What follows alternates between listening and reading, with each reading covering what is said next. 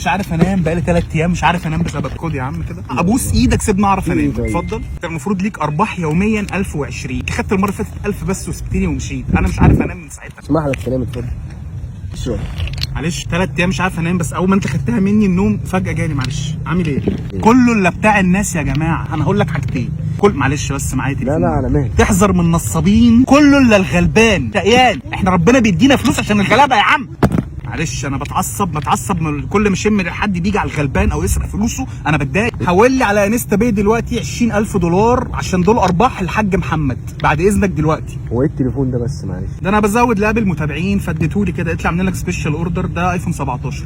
قالوا لي يعني ده ليك انت، بزود لهم متابعين، ده اللي كان معاه في شغل كده وماركو وبتاع قصه كده. ما تشغلش بالك، انا عايز اديك فلوسك. انا كل ما افكر ان انا اديتك 1000 جنيه بتديني 500 كل يوم كل يوم، وجاي لي بنفسك عشان تديني 20 جنيه. مش عارف انام، انا مش عارف انام وجاي اعتذر لك لاني مش هقدر اقبل منك فلوس تاني اشغلها. انا مش حمل، ده دي مسؤوليه كبيره عليا، ارجوك اعفيني من المسؤوليه دي ارجوك. بالله عليك بالله عليك يا اشرف. خليهم معاك طيب، واعتبر يا عم ان ال 20000 دول معايا. انت قلت هتستثمر معايا بكام؟ 50؟ لا هم 20. اعتبرهم معايا عادي، ويوميا 2000 جنيه في حسابك. لا خلي الفلوس معاك بجد بالله عليك. هتحولهم لي يعني دلوقتي؟ انا هقول لك 20. تمام خلاص حولهم لي، وليك مني 2000 جنيه كل يوم. يلا بص انا بعت لك كده 20 على الانستا باي، اخويا بعت لك 25. هي اللي رنت دي.